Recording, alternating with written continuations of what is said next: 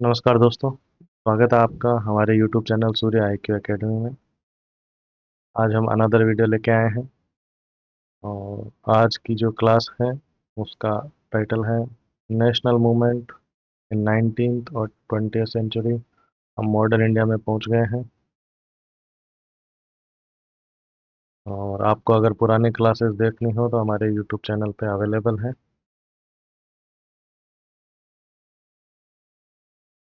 इस वीडियो में जो भी ये PDF नोट्स यूज़ हो रहे हैं वो आप हमारी ऐप सूर्य IQ एकेडमी से डाउनलोड कर सकते हैं। वो गूगल प्ले स्टोर पे अवेलेबल है। तो आइए स्टार्ट करते हैं आज का topic, national movement in 19 and 20th century. इसमें सबसे जो क्रिटिकल था वो था रिवॉल्यूशन 1857 का। 1857 में जो क्रांति हुई उसको सबसे पहले हम समझ लेते हैं कि उसका कारण क्या था और उसका नेचर कैसा था और उसमें कौन कौन से मेन इवेंट हुए थे। ये जो 1857 का जो रिवॉल्यूशन था उसके जो मेन कारण थे उनकी डिटेल्स इस प्रकार है। पहला जो रीज़न था वो था इकोनॉमिक कॉजेज। इकोनॉमिक कारण की वजह से जो ब्रिटिशर्स की जो पॉलिसीज थी उन्होंने डिस्ट्रॉय कर दिया था ट्रेडिशनल इकोनॉमिक स्ट्रक्चर जो था उसको।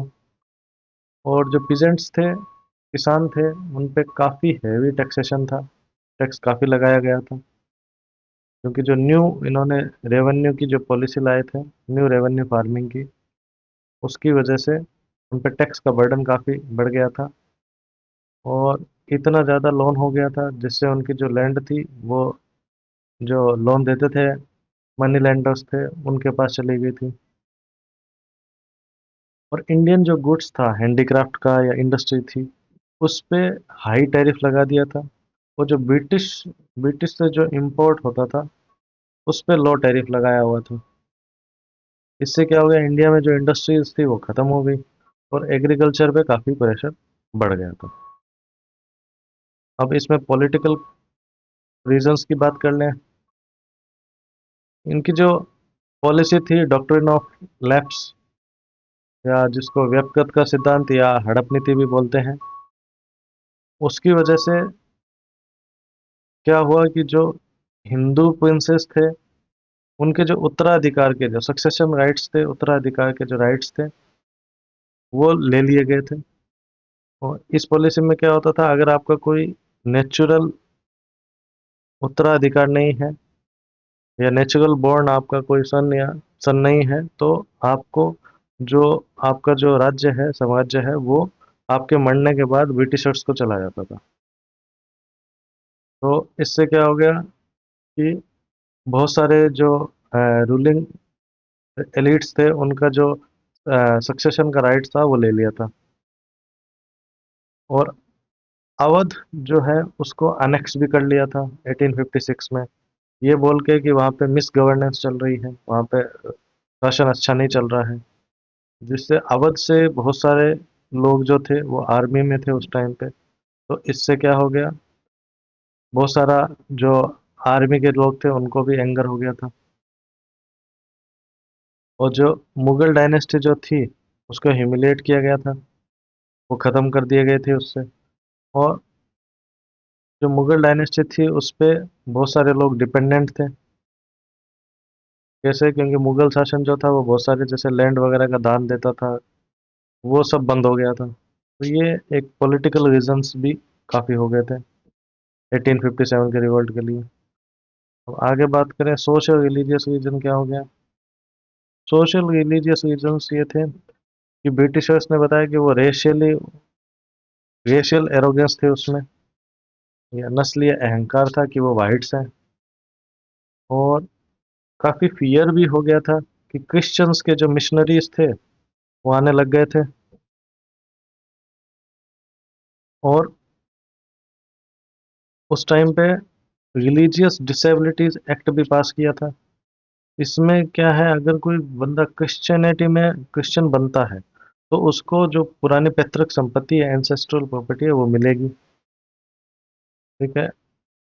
और बहुत सारे कुछ सोशल रिफॉर्म लाइक सती का अबॉलिशन है, विडो रीमैरिज एक्ट है, ये सब पास कर दिए थे। तो उसको भी कई लोग, इंडिया की जो रिलीजियस लाइफ है उसमें ब्रिटिशर्स का जो इंटरफेरेंस मानते थे कि ब्रिटिशर्स इंडिया के जो रिलीजियस लाइफ है उस पर इंटरफेयर कर रहे हैं। तो ये सोशो रिलीजियस रीजन भी थे। मिलिट्री रीजंस क्या था? जो सिपाही थे उनको काफ़ी कम सैलरी मिलती थी, और उनको रेशियल डिस्क्रिमिनेशन भी किया जाता था। और ब्रिटिश लोगों को तो प्रमोशन दे दिया जाता था, बट इंडियंस को प्रमोशन नहीं दिया जाता था। और एक इन्होंने नया लॉ पास किया था, जनरल सर्विस एनलिस्टमेंट एक्ट। इसके अंदर क्या है, अगर कोई बंदा इंडिया का है तो उसको बाहर भी सर्विस देनी पड़ सकती थी। तो उस टाइम पे ये मानते थे अगर बंदा बाहर चला गया तो उसका क्या है, लॉस ऑफ कास्ट हो जाता था। बाहर जाके काम करना काम करने को एनकरेज नहीं किया जाता था। ये मिलिट्री कोर्स भी थे। इमीडिएट जो रीज़न हुआ कि किसकी वजह से ये तुरंत इतना फैला, वो था एनफील्ड राइफल थे, उसमें ग्रीस कार्ट्रिजेज यूज करने का बोला गया था, चिकनाई वाले कारतूस। और उस टाइम ऐसी रूमर फैली थी कि ये जो है बीफ और पिग फैट से बना है, गाय और सुअर के मांस से कार्ट्रिजेज बने हुए हैं। इसकी वजह से रिलीजियस सेंटिमेंट जो था हिंदू और मुस्लिम दोनों का हर्ट हो गया था। तो ये इमीडिएटली ट्रिगर हुआ। तो जो 1857 का जो रिवोल्ट था, उसके मेन रीजंस ये थे। अब ये जो 1857 का जो रिवोल्ट है, उसमें कौन कौन से मेन इवेंट हुए और कौन कौन से सेंटर रहे। जो रिवोल्ट था वो स्टार्ट हुआ था मेरठ में 10 मई 1857 को। ये जो ऊपर आपको कार्टेज बताया, इसकी वजह से स्टार्ट हुआ। अब इसके मेन सेंटर कौन से थे वो देख लेते हैं। तो इसका पहला जो सेंटर था वो था दिल्ली। इसके मेन लीडर थे बहादुर शाह जफर। ये सिंबलिक लीडर ही थे। जो रियल कमांड थी वो थी जनरल बख्त खान पे। और इनका रोल था कि इनको राजा घोषित कर दिया गया था, और ये सिंबल बन गए थे इस रिवॉल्ट के। ब्रिटिशर्स ने उनको कैप्चर कर लिया था, बहादुर शाह जफर को, और रंगून भेज दिया था। और ब्रिटिशर्स में इस काम को किसने किया था? जॉन निकोलसन और लेफ्टिनेंट जॉन हडसन। ठीक है। कानपुर में नाना साहेब और तांतिया तोपे। और ब्रिटिशर्स ने एक्सपेल कर दिया था और सिटी को सीज कर लिया था। ये ये काम किसने किया था? सर कॉलिन कैंपबेल ने किया था, दिसंबर 1857 में। और नाना साहब हैं वो एस्केप कर गए थे नेपाल में। लखनऊ में बेगम हजरत महल अपने जो बेटा है उसको नवाब बना दिया था। और ये सिटी भी रिकवर हो गई थी 1858 में मार्च में। और ब्रिटिशर्स की तरफ से सर ह्यू व्हीलर और कॉलिन कैम्पबेल थे। झांसी में रानी लक्ष्मीबाई, इन्होंने भी लड़ाई की थी, युद्ध लड़ा था। और इन्होंने जो अडॉप्ट किया था सन, उसको थ्रोन नहीं दिया था, तो राजा नहीं बनाया था, क्योंकि डॉक्ट्रिन ऑफ लैप्स वाली जो हड़प नीति थी वो थी। डॉक्ट्रिन ऑफ लैप्स जो पॉलिसी थी, उसकी वजह से। और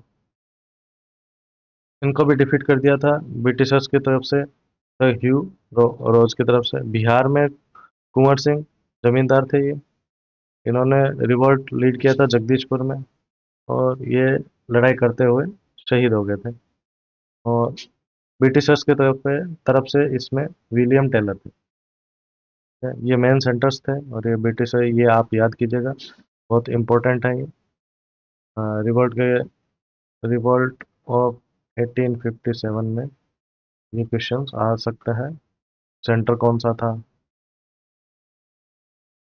और उसको लीड कौन कर रहा था, ये सब क्वेश्चन जनरली पूछे जाते हैं। अब इसका नेचर क्या था? ये जो 1857 का जो रिवॉल्ट था, इसका नेचर क्या था? इसको फर्स्ट वार ऑफ इंडिपेंडेंस भी बोला गया है। तो इसको स्वतंत्रता का पहला युद्ध भी बोला गया है वीडी सावरकर के द्वारा। और बट ब्रिटिशर्स के जो हिस्टोरियन थे, उन्होंने इसको केवल सिपाही म्यूटिनी बोला था, सिपाही विद्रोह था। और डॉक्टर एस एन सेन ने बोला कि ये स्टार्ट रिलीजन पे हुआ था, बट एंड जो हुआ वो हुआ इंडिपेंडेंस का पहला युद्ध था। ठीक है? इसका फेलियर क्यों हुआ, ये सक्सेस क्यों नहीं हुआ? क्योंकि ये बहुत कम एरिया में था, लिमिटेड टेरिटोरियल स्प्रेड थी, ऑल इंडिया पार्टिसिपेशन नहीं था, साउथर्न वेस्टर्न ईस्टर्न उनमें तो ये इसका कोई बिल्कुल प्रभाव था ही नहीं। और इसमें एक यूनिक यूनिफाइड आइडियोलॉजी नहीं थी, एक सेंट्रल लीडरशिप की कमी थी। और मोस्ट जो इंडियन रूलर्स थे उन्होंने इस और एजुकेटेड इंडियंस थे, उन्होंने ज्वाइन नहीं किया था। इसके कॉन्सिक्वेंस क्या हुआ? ये जो था, इसके क्या कॉन्सिक्वेंस हुए? कंपनी रूल का एंड हो गया। जो ईस्ट इंडिया कंपनी थी उसको एबोलिश कर दिया गया था।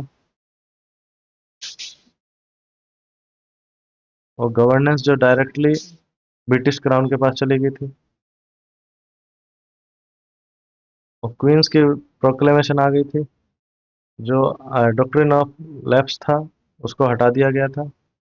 और जो नेटिव प्रिंसेस थे उनके राइट्स को माना गया। और गवर्नर जनरल को वाइसराय बना दिया था, उनको टाइटल दे दिया था। और आर्मी की पॉलिसी क्या हो गई थी? डिवीजन एंड काउंटर पोइज की हो गई थी। इसमें क्या हुआ, इन्होंने यूरोपियन ट्रुप्स को इंक्रीज किया और सिख और गुरखा को रिक्रूट किया, और बिहार और अदर जो यूपी से जो सिपाही थे उनका रिक्रूटमेंट कम कर दिया था। तो ये डिवीजन एंड काउंटर पोइज की फूट डालो की राजनीति स्टार्ट हो गई थी। और सोशल पॉलिसी भी इन्होंने डिवाइड एंड रूल की policy along the communal lines इन्होंने फॉलो की थी। फूट डालो राज करो की जो रणनीति थी वो आर्मी में भी और सोशल पॉलिसी सोशल सेक्टर में भी फॉलो करना स्टार्ट कर दिया। ये इसका कॉन्सिक्वेंस हुए थे, के परिणाम जो विद्रोह हुआ था उसके परिणाम ये हुए। अब बात कर लेते हैं rise of nationalism and Indian national Congress. Early phase moderates और एक्सट्रीमिस्ट। मॉडरेट्स उदारवादी, एक्सट्रीमिस्ट चरमपंथी, उनकी जो अर्ली फेज थी। और नेशनलिज्म का जो बढ़ावा मिला उसकी, और इंडियन नेशनल कांग्रेस का एस्टेब्लिशमेंट जो हुआ उसकी बात कर लेते हैं। कौन से फैक्टर्स थे जिसकी वजह से ये राइज हुआ मॉडर्न नेशनलिज्म का? पॉलिटिकल एंड एडमिनिस्ट्रेटिव यूनिटी आ गई थी। ब्रिटिश एडमिनिस्ट्रेशन की वजह से और इंफ्रास्ट्रक्चर की वजह से, चाहे रेलवे हो, टेलीग्राफ हो, लॉ जो थे वो कोडिफाई हो गए थे। उसकी वजह से पूरे कॉन्टिनेंट जो इंडियन कॉन्टिनेंट था उसमें एक एक सिमिलैरिटी आ गई थी और यूनिटी हो गई थी। इसकी वजह से ये हुआ। और वेस्टर्न एजुकेशन, बहुत सारे जो लोग हैं वो उनको एक्सपोजर मिला रेशनलिस्ट, सेकुलर और डेमोक्रेटिक आइडियाज़ का। कहाँ से? जो मॉडर्न थिंकर थे, मिल, शेले और रूसो, इनसे जो प्रेरणा मिली उनको। तो इससे क्या हो गया, जो एजुकेटेड क्लास थी वो काफ़ी नेशनलिस्ट हो गए थे। और इकोनॉमिक क्रिटिक जो थे उसकी वजह से भी, क्योंकि इकोनॉमिक क्रिटिसिज्म में उन्होंने ब्रिटिश रूल को एक्सपोज किया था कि इंडिया इतना पुअर कंट्री क्यों है। क्योंकि ब्रिटिशर्स ने ड्रेन थ्योरी किया था, इन्होंने धन निष्कासन सिद्धांत को अपनाया था। इंडिया का धन ये ब्रिटिश ले जा रहे थे, ब्रिटेन में ले जा रहे थे। तो इस चीज़ को दादा भाई नारोजी ने बताया, जिससे क्या हो गया, ये पता चला कि ये इनका जो फॉरेन जो ब्रिटिशर्स हैं, फॉरेनर्स जो हैं, वो इंडिया का भला नहीं चाहते हैं। तो ये फैक्टर्स थे। फिर चौथा, प्रेस और लिटरेचर की वजह से भी कई सारे न्यूज़पेपर्स आए, उन्होंने इस चीज़ को एक्सपोज किया, पॉलिटिकल आइडियाज़ बताए, और जो ब्रिटिशर्स की जो पॉलिसीज़ थी उसको बताया। जिससे क्या हो गया, पब्लिक को अवेयरनेस मिली कि ब्रिटिशर्स हमारे लिए अच्छे नहीं हैं। फिफ्थ जो रीज़न था वो रिएक्शनरी पॉलिसीज़ थी। जो कई सारे वाइसरायज ने जो कई सारी जो पॉलिसीज लाए थे, जैसे vernacular press act 1878, arms act जिसमें आप आर्म्स नहीं रख सकते, और इल्बर्ट बिल कंट्रोवर्सी जो हुई थी, जिसके अंदर हमें ये पता चला कि ब्रिटिशर्स अपनी रेशियल एरोगेंस दिखा रहे हैं। इल्बर्ट बिल में क्या हुआ था? इस बिल में जो इंडिया के जो सीनियर मजिस्ट्रेट थे, जो इंडियंस थे सीनियर मजिस्ट्रेट, उनको अलाउ कर दिया था कि वो ब्रिटिशर्स के अगेंस्ट भी केसेस अगर कुछ होए तो उसको प्रिसाइड कर सकते हैं, उसको उसके अंदर आप जजमेंट दे सकते हैं। बट इस चीज़ का विरोध कहाँ पे हुआ? यूरोप में हुआ। तो जैसे ही ये यूरोप में विरोध हुआ, तो इससे इंडियंस के जो एजुकेटेड लोग थे उनको पता चला कि ये ब्रिटिशर्स है, अपने आप को रेशियली एरोगेंट है, अपने आप को सुपीरियर समझते हैं। ये नहीं समझते कि इंडियन मजिस्ट्रेट ब्रिटिशर्स को ये ब्रिटिशर्स के ऊपर कोई डिसीजन दे सकते हैं। ये सब जो मेन रीज़न थे, इसकी वजह से जो मॉडर्न नेशनलिज्म है वो बढ़ी। इसमें अब आगे बात कर लेते हैं इंडियन नेशनल कांग्रेस का फाउंडेशन। दिसंबर 1885 में बॉम्बे में ए.ओ. ह्यूम द्वारा इसकी स्थापना की गई, और ये जो सेशन था वो डब्ल्यू.सी. बनर्जी ने प्रिसाइड ओवर किया था। वो इसके प्रेसिडेंट थे, पहले प्रिसाइड किया था। अब ये जो इंडियन नेशनल कांग्रेस बनी, इसका मेन क्या था? एक नेशनल डेमोक्रेटिक मूवमेंट बनाना है, पॉपुलेशन को अवेयर कराना है, पॉलिटिसाइज करना है, प्रमोट करनी है एक एंटी कॉलोनियल आइडियोलॉजी ब्रिटिशर्स के अगेंस्ट। ये जो मानसिकता है उसको बताना था, और नेशनल यूनिटी, नेशन को यूनाइट करना था। अब इसमें क्या मेथड इन्होंने अपनाए? तो इसमें मॉडरेट से लीडर्स जैसे दादा भाई नायरोजी हो गए, जी के गोखले हो गए, एस एन बनर्जी हो गए, ये बिलीव करते थे कि कॉन्स्टिट्यूशनल एजिटेशन करना है। ठीक है, आपको कॉन्स्टिट्यूशनल तरीके से आंदोलन करना है, लॉयल्टी बतानी है ब्रिटिश क्राउन के प्रति। बट इनको कई मेथड यूज करने हैं, वो कौन से हैं? Petition, prayer and protest, 3 P use करने हैं। याचिका देनी है, प्रार्थना करनी है, और फिर विरोध करना है। तो कॉन्स्टिट्यूशनल तरीके से प्रोटेस्ट करना है।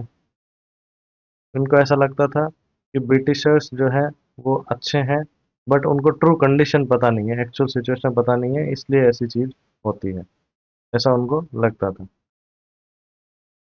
इस चीज़ का अचीवमेंट क्या हुआ कि एक एजुकेटेड बेस बन गया था इंडिया में, जो कि ब्रिटिशर्स के अगेंस्ट जनता को जनता को अवेयर करा सकता है।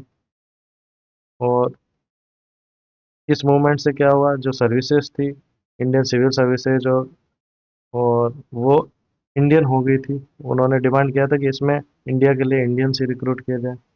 लेजिस्लेटिव काउंसिल थे, उसका एक्सपेंशन किया गया। वो एक्सपेंशन कैसे हुआ? इंडियन काउंसिल एक्ट 1892 से, तो काफ़ी इंडियंस को लिया गया।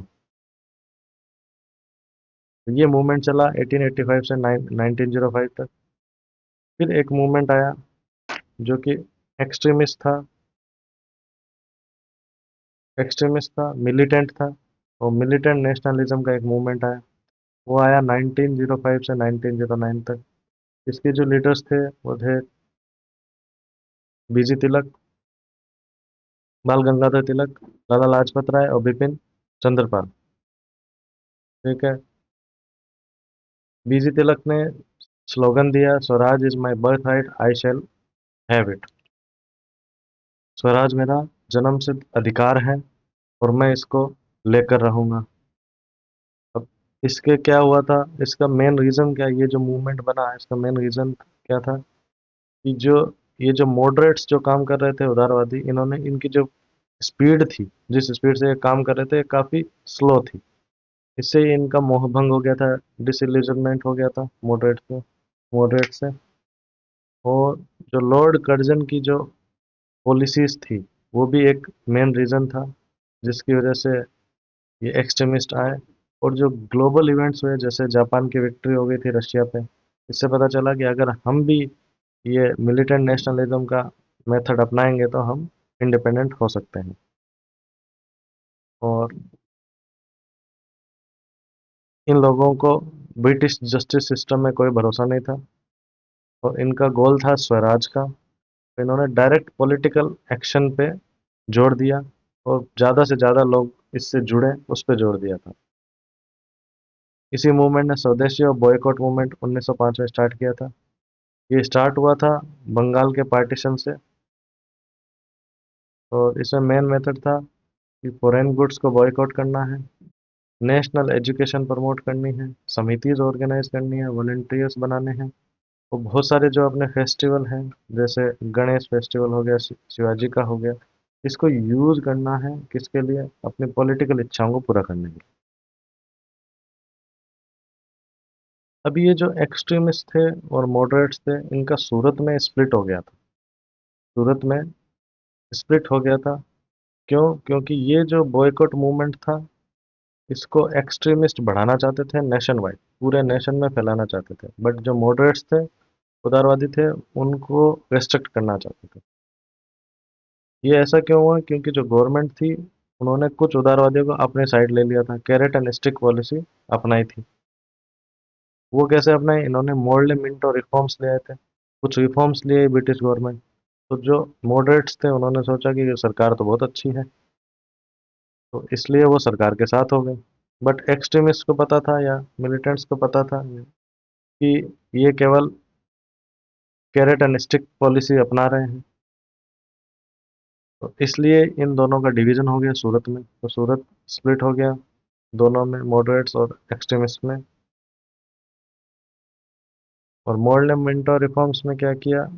मुस्लिम्स के लिए अलग सेपरेट इलेक्टोरेट बना दिया ताकि जनता डिवाइड हो जाए, पॉपुलेशन डिवाइड हो जाए। इंडियंस की मेंबरशिप बढ़ा दी काउंसिल में, इसमें सत्येंद्र सिन्हा जी को ज्वाइन करवा दिया वाइसराय की काउंसिल। बट ओवरऑल फिर भी ब्रिटिशर्स का ही कंट्रोल रखा और रिप्रेजेंटेशन दे दिया बट रिस्पॉन्सिबिलिटी नहीं दी।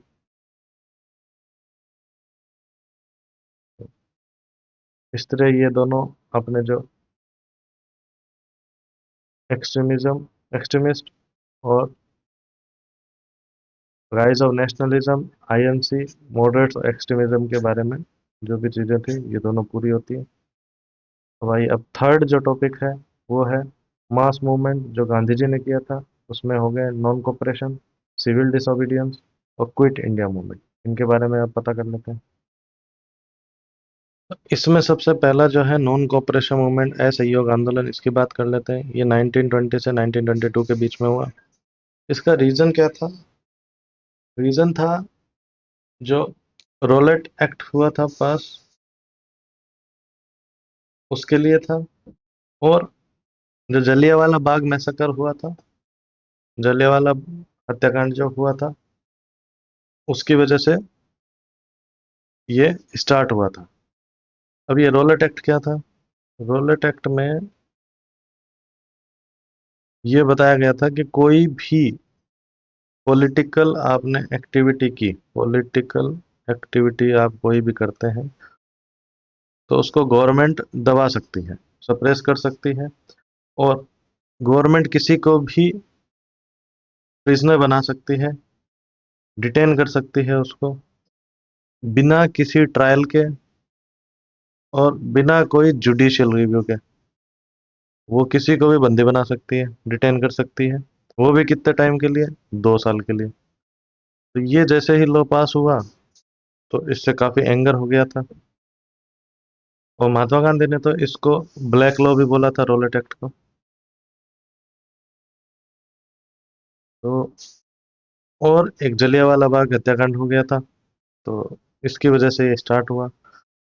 और इसके साथ में ही खिलाफत आंदोलन जो हुआ उससे भी हिंदू मुस्लिम एक साथ आ गए थे, इसमें यूनिटी हो गई थी। अब ये खिलाफत आंदोलन क्या था? अब जो वर्ल्ड वार 1 हुआ था, वर्ल्ड वार 1 हुआ था, उसके बाद में मुस्लिमों ने प्रेशराइज किया था बेसिकली ब्रिटिशर्स को कि जो ओटोमन, ये ओटोमन कैलिफेट है, या आप मान लीजिए जो सुल्तान है, टर्की के जो सुल्तान है, टर्की के सुल्तान जो है, उनको मतलब प्रिजर्व करे।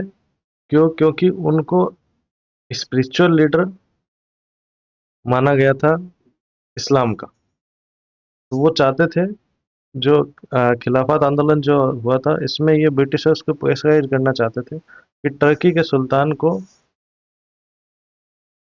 रहने दिया जाए, क्योंकि वो इस्लाम के लिए एज ए स्पिरिचुअल लीडर काम करेंगे। और जो ये कैलिफ था टर्की में, उसको मतलब इस्लाम की सिंबल माना जाता था, यूनिटी का सिंबल ऑफ यूनिटी माना जाता था। तो इसके लिए उन्होंने किया था। तो ये जो आंदोलन था इंडिया में, ये हुआ था, अली ब्रदर्स ने किया था। तो टर्की के जो खलीफा है, उसका जो ट्रीटमेंट ब्रिटिशर्स ने जो दिया था, उसके अगेंस्ट किया था। अब ये जो लॉन्च हुआ वो हुआ 31 अगस्त 1920 को। और ये जो नॉन कोऑपरेशन मूवमेंट था, इसका मेन जो अचीवमेंट या एम था, वो था स्वराज स्थापित करना पीसफुल तरीके से। और जो टाइटल्स थे, सब जो उपाधियां थी, उनको बॉयकॉट करना, कोर्ट का बॉयकॉट करना। इसके लिए मोतीलाल नेहरू और सी आर दास ने रिजाइन भी कर दिया था अपने लॉयर प्रैक्टिस से। गवर्नमेंट स्कूल्स को बॉयकॉट करना।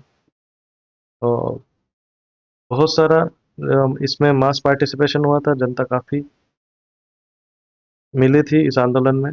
चाहे वो मुस्लिम हो और किसान हो, दोनों इसमें थे। कि मुस्लिम यूनाइट थे खिलाफत आंदोलन के लिए, और बाकी जो किसान थे वो जो उनकी प्रॉब्लम्स थी उसके लिए यूनाइट हुए थे। अब ये क्या हुआ, इसको विड्रॉ क्यों किया गया? ये 1922 में इसको विड्रॉ कर लिया। चोरी चोरा जो इंसिडेंट हुआ था, चोरी चोरा कांड जो हुआ था, उसमें जो 22 पुलिसमैन को मार दिया था मॉब ने, तो उसकी वजह से इसको विड्रॉ कर लिया। विड्रॉ होते ही गांधी जो है, महात्मा गांधी मास लीडर बन के आए, और इंडियन नेशनल कांग्रेस को एक मास पॉलिटिकल पार्टी बना दिया था इन्होंने।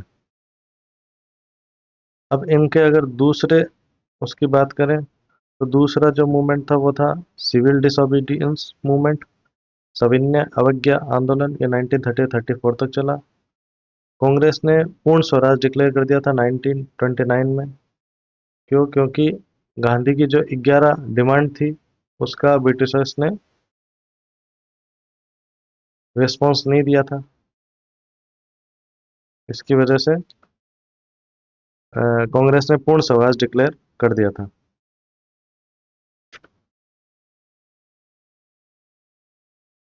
अब इसमें गांधी जी की जो 11 डिमांड थी, वो आप देख सकते हैं। 11 डिमांड्स गांधी जी की कौन कौन सी थी।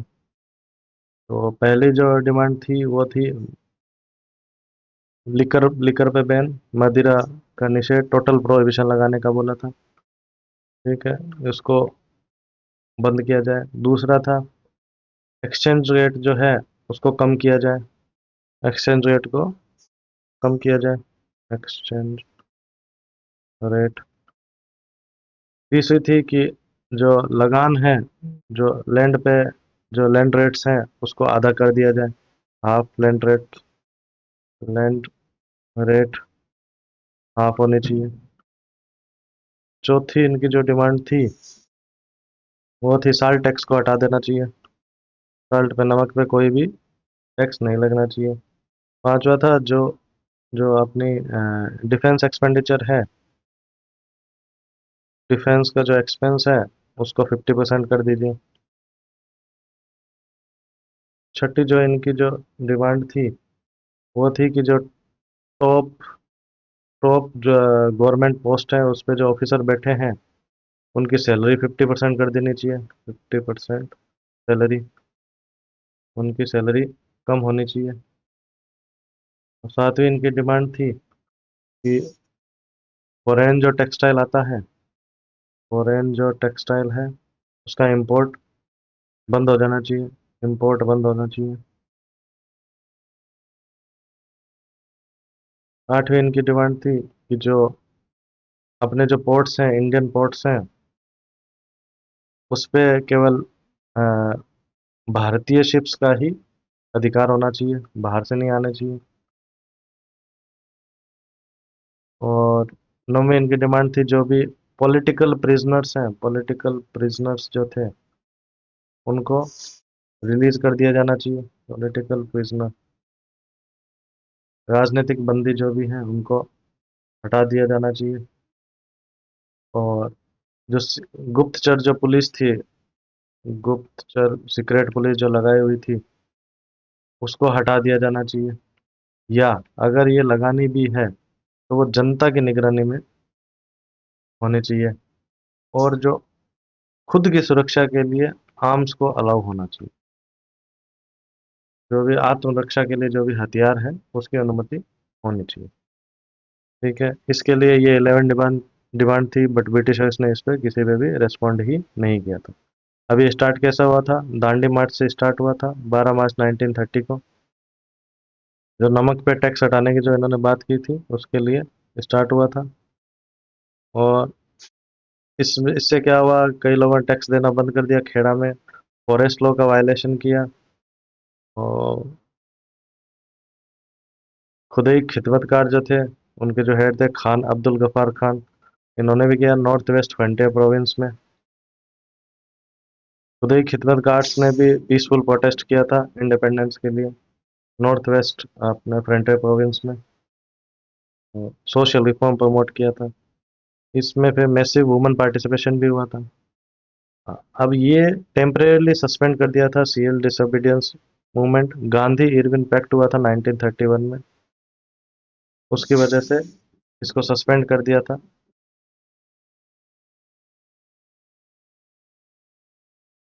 और ये जो मूवमेंट हुआ इसकी वजह से ही कराची रिजोल्यूशन पास हुआ।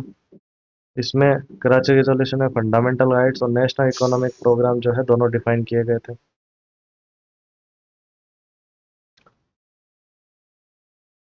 राउंड टेबल कॉन्फ्रेंस और आफ्टर राउंड टेबल कॉन्फ्रेंस और गोलमेज सम्मेलन,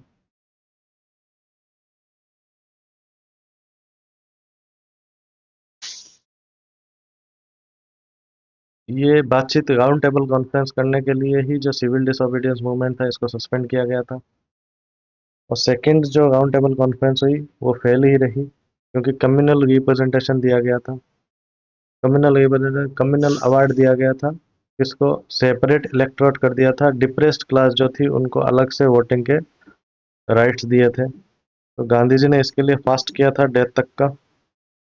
और उसके लिए पूना पैक्ट साइन हुआ था श्री अम्बेडकर के साथ कि जॉइंट इलेक्टोरेट ही रहे, जॉइंटली ही वोटिंग रहेगी दलित क्लास के साथ या डिप्रेस क्लास के साथ। बट जो सीट्स थी वो दलित्स की काफ़ी इंक्रीज कर दी थी, तो इसके लिए पुनः पैक्ट हुआ था। और गांधी जी ने हरिजन कैंपेन लॉन्च किया था, जिससे अनटचेबिलिटी जो है उसकी प्रथा को बंद कर दिया जाए। अब ये जो राउंड टेबल कॉन्फ्रेंस थी या गोलमेज सम्मेलन था, ये फेल हो गया था इस कम्युनल अवार्ड से। तो उसकी वजह से इसको वापस चालू किया गया 1932 में सेकेंड कॉन्फ्रेंस के बाद में। बट 1934 तक ये भी खत्म हो गया था। इसके बाद में जो आंदोलन हुआ वो हुआ क्विट इंडिया मूवमेंट, भारत छोड़ो आंदोलन। ये स्टार्ट हुआ क्रिप्स मिशन की वजह से। उस टाइम पे सेकेंड वर्ल्ड वार चल रहा था, सेकेंड वर्ल्ड वार चल रहा था। और इंडिया उसमें पार्टिसिपेट नहीं कर रहा था, क्योंकि इंडिया को खुद को इंडिपेंडेंस चाहिए थी। तो ब्रिटिशर्स ने क्रिप्स को भेजा था कि वो अटेम्प्ट करें स्टेफर्ड क्रिप्स की भारत का सपोर्ट लिया जाए और उनको बोला जाए कि आपको इंडिपेंडेंस दे दी जाएगी जब वार खत्म हो जाएगा तो। लेकिन इस प्रपोजल को, क्योंकि वो कंप्लीट इंडिपेंडेंस नहीं देना चाह रहे थे, वो केवल डोमिनियन स्टेटस देना चाह रहे थे। उस टाइम पे कंप्लीट इंडिपेंडेंस भारत को चाहिए थी, तो इसलिए ये फेल हो गया था। इसकी वजह से क्विट इंडिया मूवमेंट आया। और जापान का इन्वेजन का डर भी था, और ब्रिटिशर्स के अगेंस्ट एंगर भी था। और ये जो क्विट इंडिया मूवमेंट है इसका रिजोल्यूशन रेटिफाई हुआ था, ऑल इंडिया कांग्रेस कमेटी ने किया था 8 अगस्त 1942 को। गांधी जी ने इस टाइम पे मंत्र दिया, डू और डाई, करो या मरो का नारा दिया था। सारे जो लीडर्स थे उनको अरेस्ट कर लिया गया था 9 अगस्त को ही। और इसके सारे जब लीडर अरेस्ट हो गए तो अंडरग्राउंड लीडरशिप स्टार्ट हो गई थी, जेपी नारायण की, अरुणा आसफ अली की, उषा मेहता की। कई पैरेलल्स गवर्नमेंट भी एस्टेब्लिश हुई, बलिया में, तमलुक में, सतारा में। और ये जो है क्विट इंडिया मूवमेंट ये अपोज किया था मुस्लिम लीग ने, कम्युनिस्ट ने, हिंदू महासभा ने। और ये जो मूवमेंट है सप्रेस हो गया था 1944 तक। बट इससे ये पता चल गया था कि ब्रिटिश जो रूल है वो ज़्यादा दिन टिकने वाला है नहीं। आइए अब बात कर लेते हैं जो फोर्थ इम्पोर्टेंट पार्ट है, रिवोल्यूशनरीज एंड उनकी एक्टिविटीज। जो बहुत सारी क्रांतियां हुई थी 20वीं सेंचुरी में, उसकी बात कर लेते हैं। कौन कौन रिवोल्यूशनरी थे और उन्होंने क्या क्या एक्टिविटियां की थी, आइए बात करते हैं। तो 90s 20s तक पहले एक दो हीरोइक एक्ट होते थे, बट 20s तक काफ़ी एक आइडियोलॉजी बन गई थी और मास रिवोल्यूशन हुआ था। रिवोल्यूशनरी एक्टिविटीज में बात करें तो पहले अनुशीलन समिति बंगाल में, ये प्रमोथा मित्तर ने फाउंड की थी। और ये इन्वॉल्व थे अलीपुर कंस्पिरेसी केस में। इस वाले केस में क्या हुआ था, अलीपुर वाले केस में, इसमें जो खुदीराम बोस और प्रफुल्ल चक्की थे उन्होंने अटेम्प्ट किया था कि एक ब्रिटिश मजिस्ट्रेट थे डगलस किंग्सफोर्ड, उनकी जो कारवा था, कैरिस था, उसको बॉम्ब करने का प्रयास किया था। तो ये केस था। बट वो बम जो था वो उनके काफिले पे लग गया और उसमें ब्रिटिश वुमेन्स की डेथ हो गई थी। उनको तो नहीं लगा था। तो ये था। और अनुशीलन समिति ने स्टार्ट भी किया था एक वीकली युगांतर।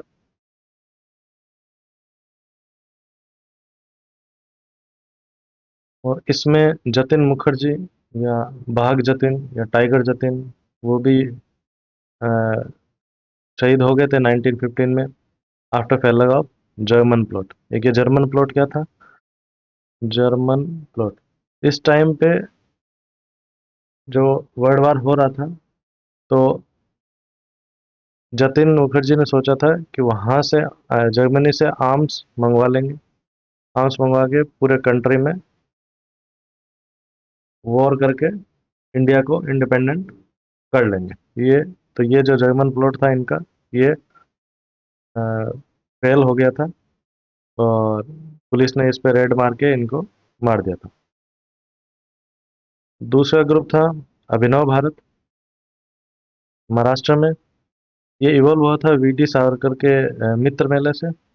और ये नासिक कंस्पिरेसी केस में इन्वॉल्व थे।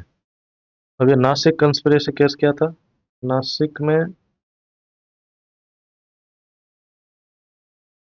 एक स्कॉलर थे, AMT Jackson, AMT Jackson Indian history के और कल्चर के थे। इनको शॉर्ट कर दिया था।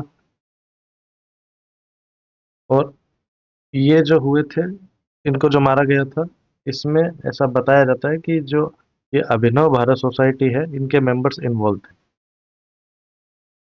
इसके लिए वीडी सावरकर को अरेस्ट भी कर लिया था और अंडमान जेल भेज दिया था। और इन्होंने एडवोकेट किया था कि ब्रिटिश रूल को वायलेंट तरीके से हिंसा के माध्यम से ओवरथ्रो कर दिया जाए। अगला है गदर पार्टी, यूएसए में, कनाडा में। ये फाउंड हुई थी सैन फ्रांसिस्को में, लाला हरदयाल ने किया था। ये पब्लिक करते थे वीकली मैगजीन द गदर। और इन्होंने आर्म्ड रिवॉल्ट का 1915 में प्लान किया था, बट ये फेल हो गई थी। इन्होंने सिख और पंजाबी इमिग्रेंट्स को मोबिलाइज किया था। और ये फ्यूल हुई थी कोमगाता मारू इंसिडेंट की वजह से।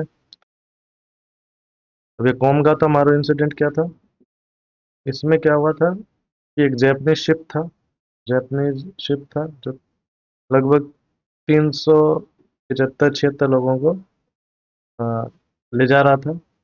कनाडा। और कनाडा में इनको एंट्री बैन कर दी थी, क्योंकि उनके जो इमिग्रेशन के लॉ थे वो अगेंस्ट थे इसके, तो इसको एंट्री बैन कर दी थी। और ये जो है शिप वापस 2 महीने बाद इंडिया आ गया था। इंडिया में कहाँ पे आया? कलकत्ता पे। और कलकत्ता में जब ये आया तो ब्रिटिशर्स ने इस पे फायर कर दिया था, इन लोगों पे गोली चला दी थी। तो ये भी एक मेन इंसिडेंट था। इससे क्या हो गया था, काफ़ी मतलब फ्रीडम स्ट्रगल का एक मेन इवेंट आप मान सकते हैं। इससे पता चलता है कि इंडियंस के अगेंस्ट डिस्क्रिमिनेशन हुआ था। अगला बर्लिन कमेटी, ये जर्मनी में एस्टेब्लिश हुई थी। वी चट्टोपाध्याय, लाला हरदयाल ने एस्टेब्लिश की थी।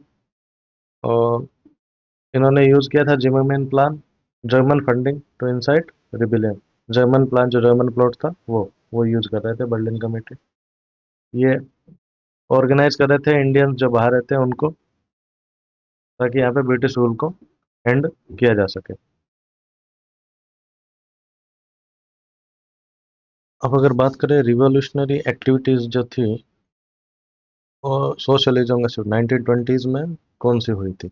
नॉन कोऑपरेशन मूवमेंट जैसे ही गांधी ने विड्रॉ कर लिया था, तो यूथ जो था उनको लगा कि नॉन वायलेंस से कुछ भी चीज़ अचीव नहीं होगी, तो उन्होंने मार्क्सिज्म और सोशलिज्म का रास्ता अपनाया। हिंदुस्तान रिपब्लिक एसोसिएशन बना कानपुर में 1924 में। ये बनाया गया राम प्रसाद बिस्मिल, जोगेश चंद्र चटर्जी और सचिन सान्याल ने बनाया। यही जो हिंदुस्तान रिपब्लिक एसोसिएशन, इन्होंने काकोरी रोबरी की, रेलवे का कैश लूट लिया, तो इसमें 4 लीडर्स को हैंग कर दिया गया। हिंदुस्तान सोशलिस्ट रिपब्लिक एसोसिएशन बना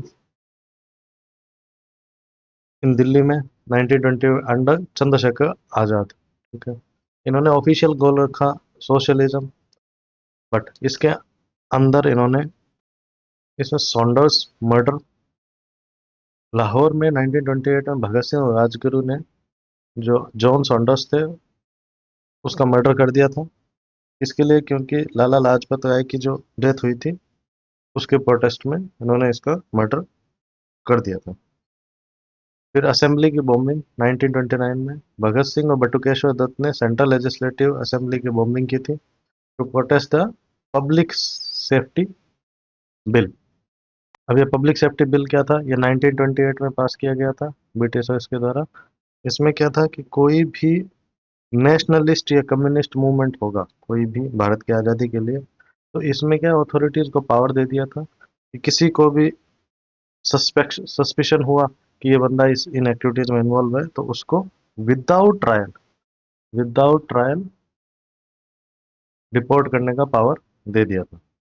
इससे इसका क्या काफ़ी अपोज अपोज भी हुआ था। इसी के लिए इन्होंने असेंबली में बॉम्बिंग की थी।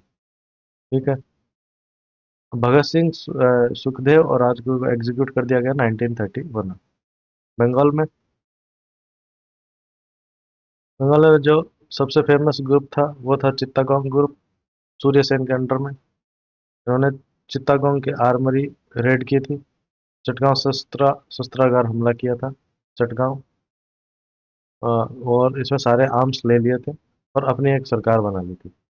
इसमें बहुत सारे वुमेन्स का पार्टिसिपेशन था।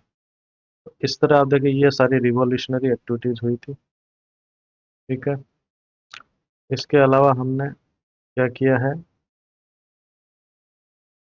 जो ऊपर अपन ने 1857 का जो रिवोल्ट पढ़ा है उसकी एक समरी भी टेबल में बना दी है फैक्ट्स, ताकि एग्जाम पॉइंट ऑफ व्यू से आप अच्छे से याद कर पाएँ।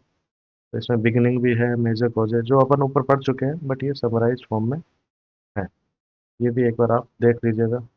स्प्रेड कहाँ कहाँ पे हुआ, दिल्ली हो गया, लीडर कौन थे, कौन कौन से एरिया थे, सप्रेशन कैसे हुआ।